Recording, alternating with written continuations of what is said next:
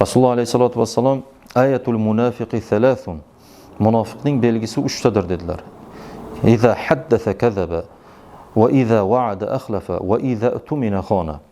Gapirsa yolg'on gapiradi, va'da bersa va'dasiga xilof qiladi va omonat bersangiz omonatingizga xiyonat qiladi. Mana bu masalalar hozir musulmonlarimizni ba'zisini o'rtalarida bo'lib turganligi bu juda achinarli holat. Achchiq bo'lsa ham haqiqatni albatta aytishligimiz kerakki, musulmonlarimizning o'rtasida ishonch yo'qolib boryapti. Oldi-berdi masalalarda juda bir yaqin qil o'tmas sheriklar bir-biri bilan o'sha savdo sherikchiligini muzoroba o'sha savdosini boshlab bir ozroq bir fursatdan keyin o'rtalarida ya'ni gina qudrat o'tib boyagi ishonch yo'qolib bir-birlari bilan arazlashgan bo'lishyapti. Demak, mana shu narsada ham, ya'ni qarz oldi berdilarda ham albatta vafo kerak. Vafo. Alloh taolo Qur'onda Najm surasida marhamat qiladiki, va Ibrohimallazi waffa alla taziru waziratu wizra ukhra va allaysa lil insani illa ma sa'a. Alloh aytayaptiki, mana Ibrohim alayhisolatu vassalom vafodor edilar.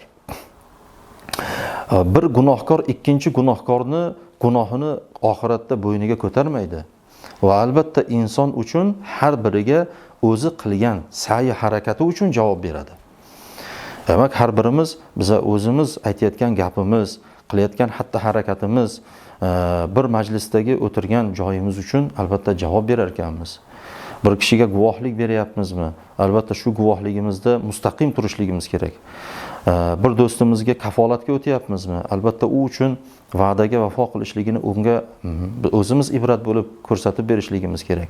Demak, musulmonchilikda gapirishda yolg'on gapirishlik, va'da berganda unga xilof qilishlik, omonatga yoki xilof ish qilishlik bu musulmonlarga albatta yarashmaydigan amallardan. Alloh barchalarimizni va'daga vafo qiladigan musulmonlardan bo'lib va o'zining to'g'ri yo'lida, o'zining mana shunday shariatida bardavom to'g'ri amallarni bajarib yuradigan mo'minlardan bo'lishligimizni Alloh o'zi nasib etsin. Assalomu alaykum va rahmatullohi va barakatuh.